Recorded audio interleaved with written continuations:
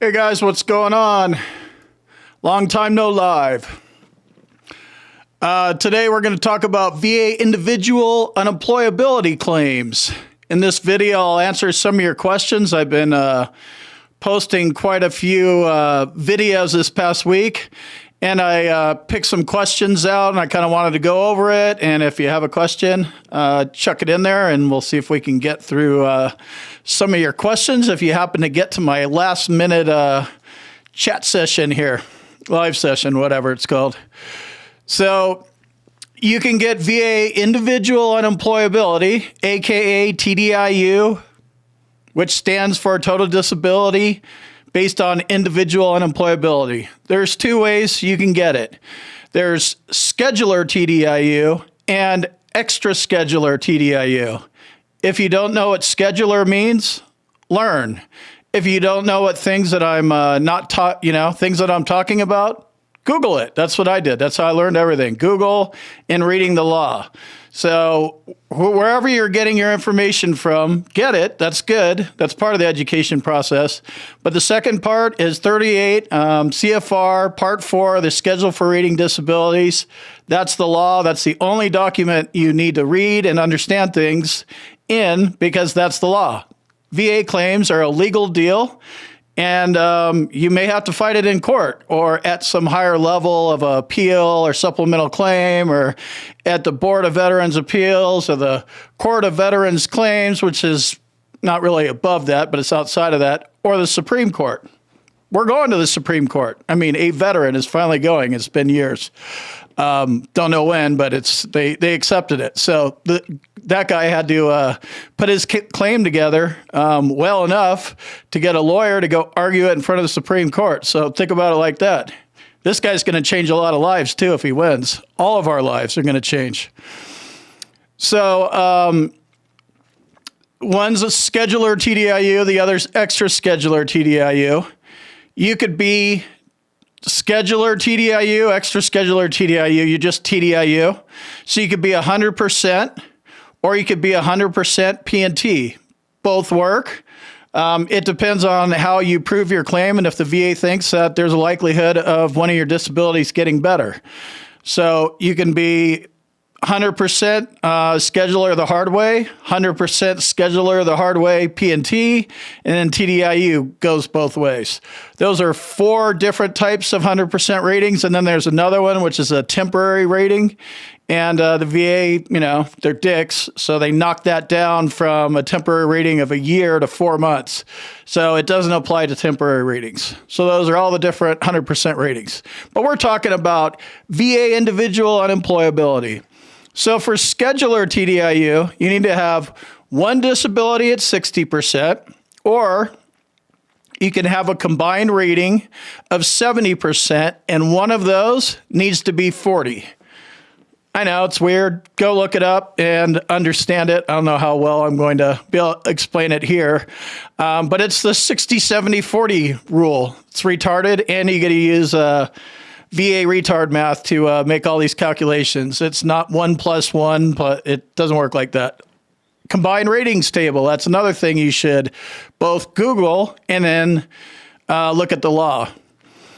So that's scheduler TDIU, and then the other one is called extra scheduler TDIU. And this one, you have to prove that your service-connected disability prevents you from working. So it can have any rating. This is Part B. Scheduler is Part A. Extra scheduler is Part B. So any disability you have that's service-connected, that means 0% service-connected, that qualifies. Not service-connected isn't service-connected. That doesn't qualify. Extra scheduler TDIU is the path least traveled,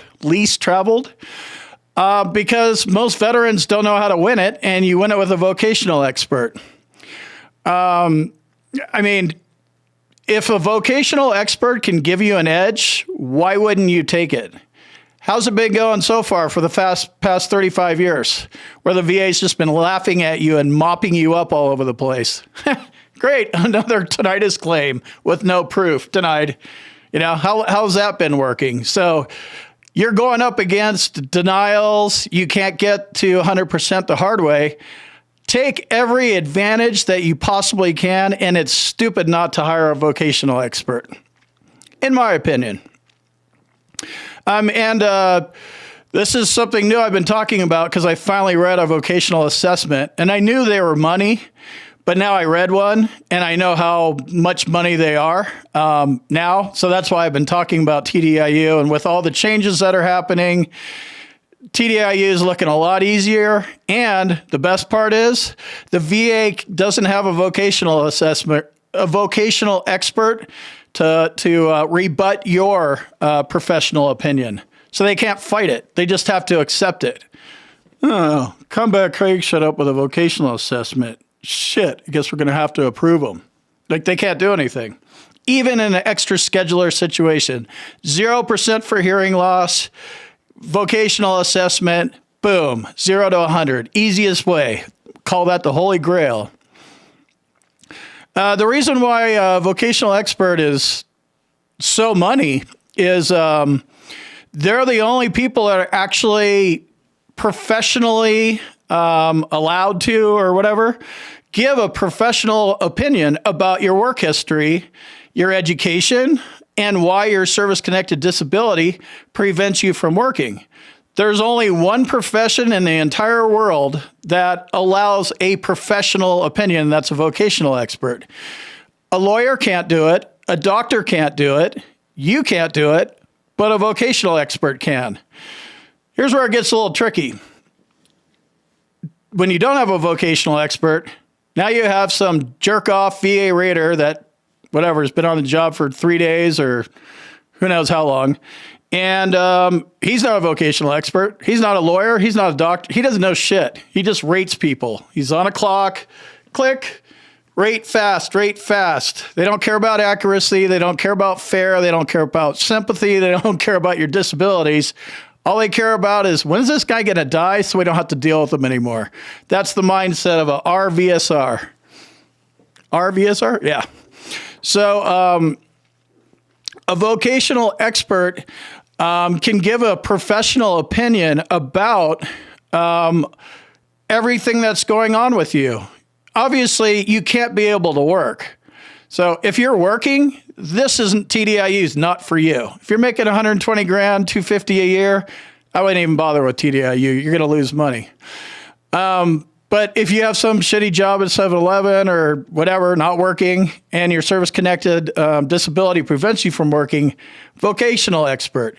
Here's why they're so cool. They live primarily in like personal injury world, Social Security disability, what's that other one? Workers' comp, ERISA claims. They work in that world. And I don't know exactly how workers' comp claims work, but these are like vocational experts. They write an expert opinion, and then if they're like called into court and like there's like your lawyer and their lawyer, they could get up there and defend the opinion they wrote about you on the stand, on cross. Like, these guys are high-powered people. So the easiest way to find them is on Google. That's the easiest way to find anything. And once you go down your lots of rabbit holes and do your research, then go match that up with CFR 38, Part 4 of the Schedule for Rating Disabilities, and look at the law and look how it's going to apply to you. But Google around all you want, get all the different opinions and bad advice you want to get. At the end of the day, just end up in the law and figuring out how this legal argument is going to be crafted by you. The expert will be able to explain why you cannot maintain substantially gainful employment. This is huge. That's the word, substantially gainful employment, you know? If you're able to do an odd job here and there, and it's called marginal employment, or you're, you know, working at some little shitty job, doing some stupid McDonald's job or something like that, and you're making $5 an hour, they are qualified to explain, like, this guy can't do his career. He has an education, but he's working at McDonald's, or he doesn't have an education because his PTSD's been a problem since day one when he got kicked out of the military, like me. So I actually have this vocational assessment available to all my boot camp members.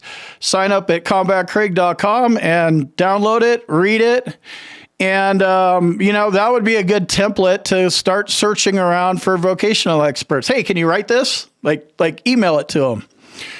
And they don't need to be in your state. You'll find them in your state if you look hard enough. And this is the way it is for everything. If you put zero effort into your claim, expect to get denied and expect zero results. Perfect. Hey, Combat Craig, do my shit for me. I'll be here sipping a beer. If that's your strategy, you should just quit now, because you need to go lose some more and get hungry, because that's not hungry. You're thinking that people have sympathy for you or empathy and they give a shit. That's not the VA. They could care less. The only thing the VA cares about is when's your death certificate going to happen. So should I hire a lawyer to help me with my TDIU claim? Maybe. If you need a lawyer, you could check out the sponsor of this live, which is Hill and Ponton. Check them out at hillandponton.com. But there's no guarantee a lawyer is going to take any kind of claim. This system is rigged. That's why. Lawyers are able to get involved up front, but they're not able to charge. So basically, we have the VFW and the American Legion and all the rest of the jerk-off VSO organizations. American Legion, failed me twice. VFW, they suck. They all suck. And there are lobbyists, too. We let them be our voice. Oh, what? VA is going to take away tinnitus. We got those assholes in there lobbying for us. We need to get somebody that actually represents our interests, because VSO agencies are not it. So the system is rigged, and we have to file our own claim. And then after we get denied, then we can introduce a lawyer into the claim if we so choose to. You could do a higher level review or supplemental, or go to the BVA, or you could go to the Supreme Court yourself. Wouldn't advise that. Get a lawyer, but you can't lawyer up all the time, especially if your claim is so bad that there's nothing to fight. Like, you prove nothing, and a lawyer can't help you. So, like, if a lawyer's not taking your claim, it's probably because you did a pretty poor job putting it together, Sorry to be the bearer of bad news. I did it 3 times. You have to educate yourself about the VA claims process. Nobody's going to do it for you. If you don't understand what you're doing and what somebody else is doing on your behalf, yeah, that's dangerous. It just, from my experience, it just doesn't work. Some people, it works, but for the majority of us, like the 80% that are underrated, it doesn't work for us. Do vocational experts cost money? I got this question earlier. So, yes, they cost money, and the price varies. I have no clue what it is. Go call the vocational expert place up and ask them how much they charge. I mean, think about it like this. They're an expert, right? They're able to be an expert witness. This is a high-level person. Like, think about the OJ trial. Remember, Barry Scheck is cross-examining the DNA evidence and all that stuff, and they're all expert witnesses. Do you think they were amateurs and they were doing it for free? No, these are expert people, and they cost money. Not too much money, and it's definitely not going to be any more than what you're going to pay for 5 or 10 Nexus letters and DBQs and all that kind of stuff. Everything comes down to 38 CFR Part 4 of the Schedule for Rating Disabilities. 38 Part 4 of the Schedule for Rating Disabilities. I can't say it enough. Burn that into your head, because that's the only thing that matters. The M21-1 Adjudication Manual is a policy book, what VA raters do. They don't follow their policies. They don't follow the law. They do whatever the hell they want, because our lobbying firms, the VSO guys, don't, like, the system's just broken. The VA needs to be scrapped. So this is a legal argument. So get into it. 38 CFR Part 4, the Schedule for Rating Disabilities. That's everything you need to understand about the legal process. Why does the VA hate veterans so much? I don't know, but this is useful information for me when I found that out, because it was like, all right, So the VA's the enemy. They should be called the Anti-Department of Veterans Affairs, or they should just rename themselves to dickheads. But I don't know. That probably doesn't sound too sexy. But you can learn something from the fact that they hate you and they want you to die, right? They're not going to help you. They show no mercy, no empathy, no feelings. Like VA Raider, denied, fuck him, asshole, denied. That guy sleeps like a baby at night. You think that guy's tripping out on you? He could care less. So use that to your advantage. Now you know that they could give two shits about you. So take the gloves off and fight dirty. They're a big, sloppy, red tape filled bureaucracy kind of organization. And when you figure out how to get somebody like a vocational expert in there or a doctor on your side, it becomes real easy. I did it, and just look in the comments of this chat or any of my videos. People go in and win constantly.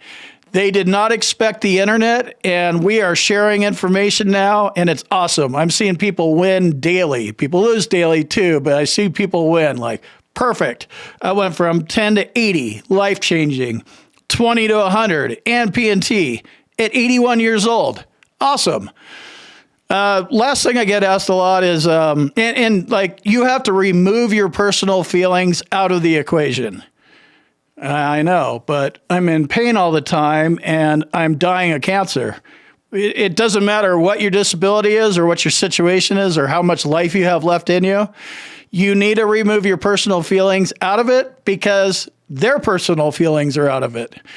At the end of the day, this comes down to a legal battle, and feelings and participation trophies have nothing to do with it.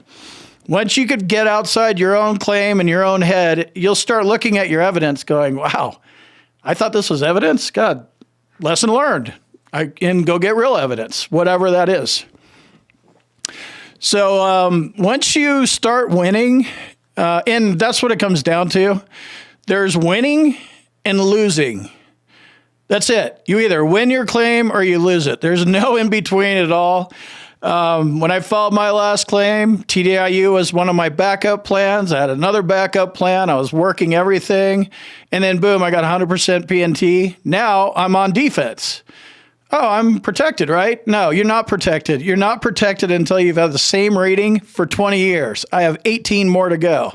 So I act every month. I'm on my claim. I'm doing what I need to do to prevent them from going in and doing one of those ACE records reviews on me and reducing me. And I'm sure they're going to do it anyway. But I have private doctors. I have a private chiropractor for my orthopedic stuff and a private psychiatrist that I pay for my mental stuff. So I'm not challenging them to come after me because they wouldn't accept it anyway. They'll just do it because they're pussies.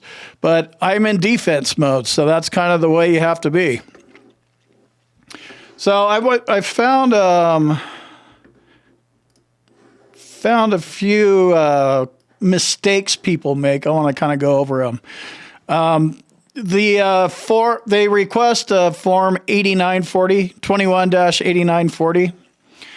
And that form is technically not required for unemployability claims, first of all. The VA is able to award you 100%, the highest benefit possible, which is what they're supposed to do by law. But who follows the law? What are they for? Especially when we could break them.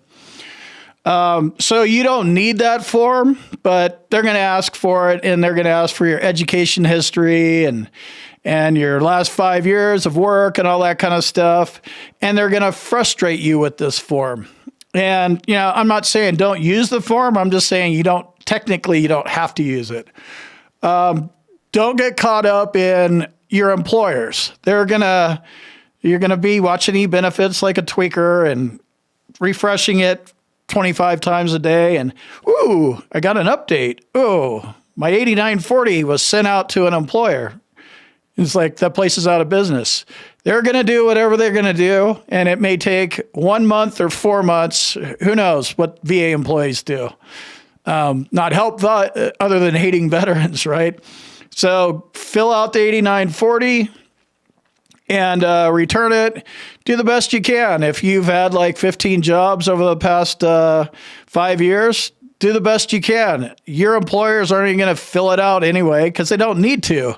Your employer is not obligated by law to fill out stuff because the VA wants it. So most of them just don't do it. If you're cool with an old employer or something, maybe he'll do it, but who knows if that'll actually help. So just kind of wanted to throw the 8940 out there. Those are a few things that I'm familiar with. The 8940. Submitting all available evidence. So VA claims come down to medical evidence. TDIU claims come down to medical evidence and occupational impairment, which includes medical evidence, but that's why you need the vocational expert in there to give an assessment. They're qualified to go way farther than the doctor can go. But if you don't use one, get your private medical records in there. Get your employment records. I'm working on a video now, and this is, I'll just tell you a little preview. You can pay Social Security, I think it's $94, and you can get your entire work history. Nothing shows your work history like your Social Security records from 1984.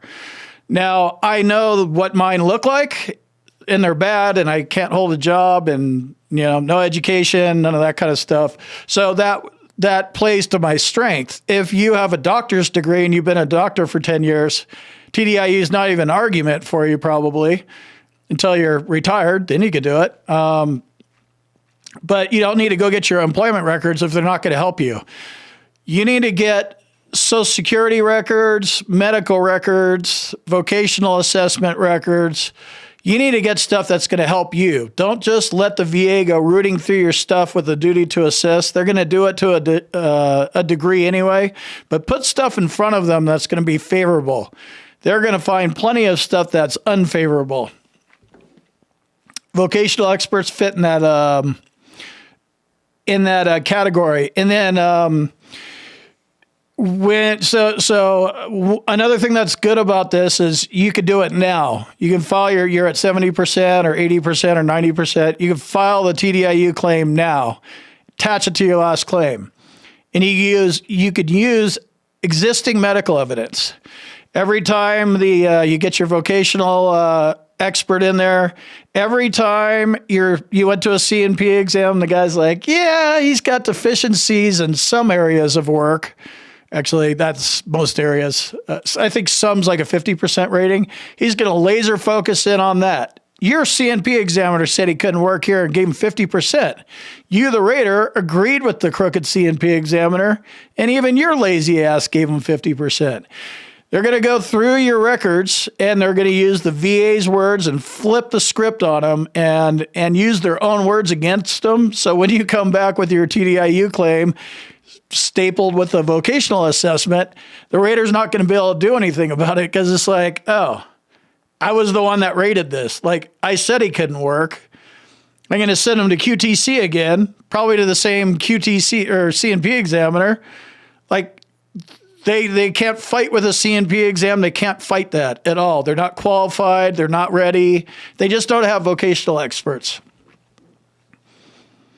But I'm not saying you won't get a CNP exam. Expect it. Expect the unexpected from the VA, always. Then you won't be, then you will never be surprised. Like if you expect them like they care or give a shit, and then you're like, oh, okay, cool, they don't. If they do give a shit, cool, that's nice. But don't plan on them giving you an inch. Another mistake is, or another thing is, Social Security disability income.